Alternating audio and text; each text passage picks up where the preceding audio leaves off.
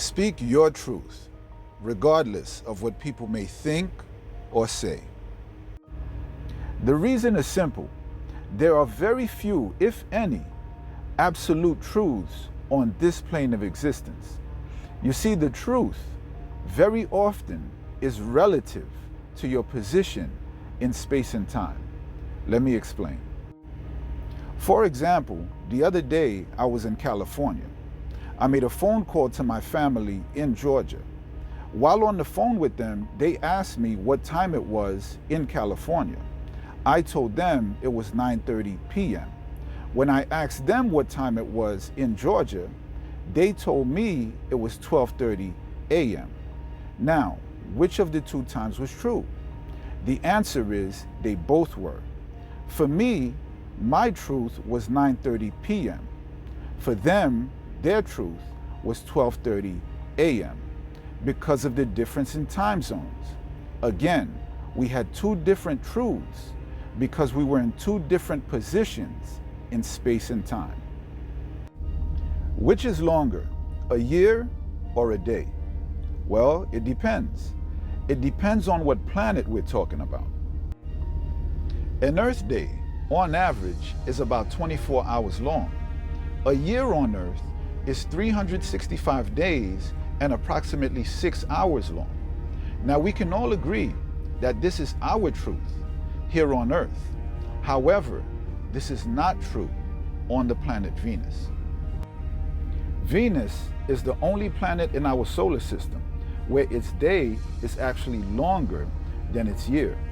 Amazingly, it takes about 243 Earth days to complete one day on the planet Venus, and it takes about 225 Earth days to complete 1 year on the planet Venus. Again, different truths because of different positions in space and time. Now, some other planets to consider before I move on. It takes only about 10 Earth hours to complete 1 day on the planet Jupiter. For Neptune, 16 Earth hours. However, it takes 58.6 days to complete 1 day on the planet Mercury. It's important to note that people can also be in different positions spiritually as well. According to the Bible, one person who always spoke his truth, no matter what others had to say, was Jesus. In the Gospel of Mark, chapter 5, it states that a certain ruler of the synagogue came and fell at Jesus' feet because his 12-year-old daughter was sick and she was about to die. This ruler of the synagogue begged Jesus to come to his house and lay his hands on his daughter in order that she would be healed and live. While on their way to the ruler's house, some of his people came and met them and said to the ruler, "Your daughter is dead. Why trouble the teacher any further?" When Jesus heard this, he said to the ruler, "Do not be afraid, only believe." When they arrived at the ruler's house, the Bible says that Jesus saw a tumult and those who wept and wailed loudly, obviously because of the little girl's death. Mark chapter 5 verse 39 says, "When Jesus came in, he said to them, 'Why make this commotion and weep? The child is not dead, but sleeping.'" The Bible says that they laughed him to scorn. They couldn't understand that Jesus was merely speaking his truth, because if the girl is only sleeping, then all he has to do is wake her up, and that's exactly what he did.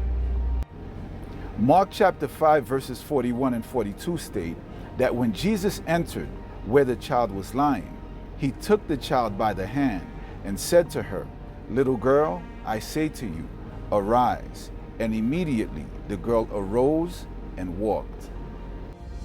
Now it goes without saying that everyone there was utterly amazed and joyful when the little girl got up, but Jesus would repeat this very same miracle in an even more astonishing fashion, which is when he rose Lazarus from the dead. Now the Gospel of John chapter 11 speaks about a man by the name of Lazarus, aka Lazarus of Bethany, who was the brother of Mary. Now, this was the same Mary who anointed Jesus' feet with expensive oil and wiped his feet with her hair.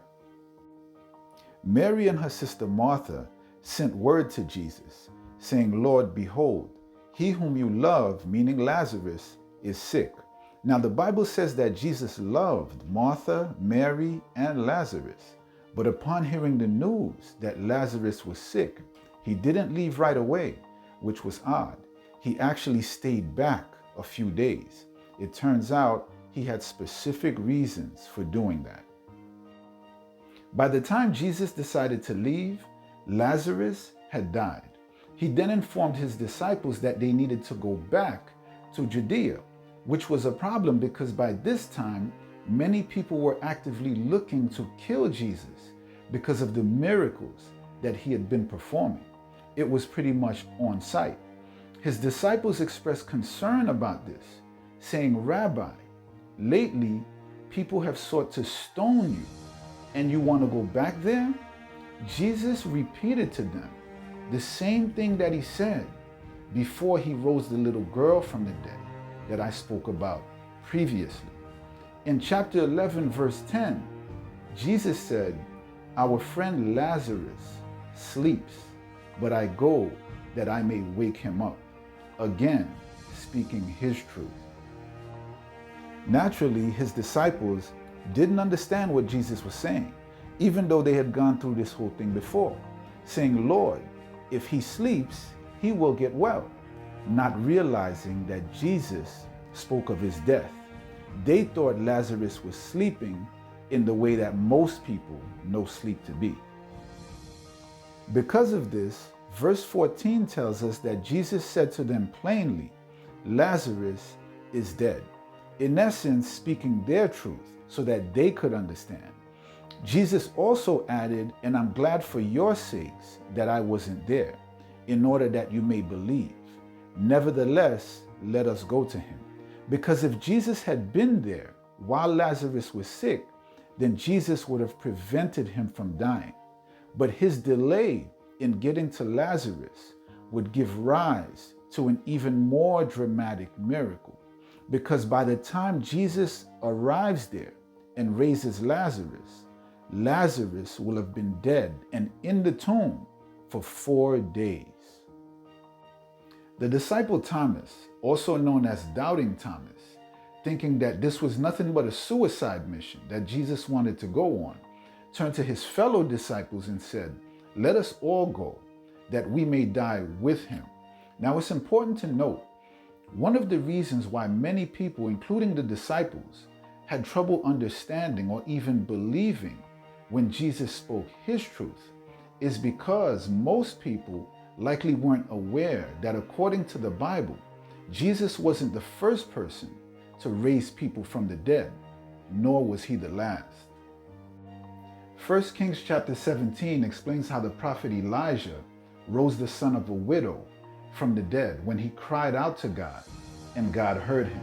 Many people around the time of Jesus may not have been aware of this, just like many Christians today don't know that the book of Acts chapter 9 tells us that the disciple Peter rose a woman by the name of Tabitha from the dead as well, and this was done way after the time of Jesus.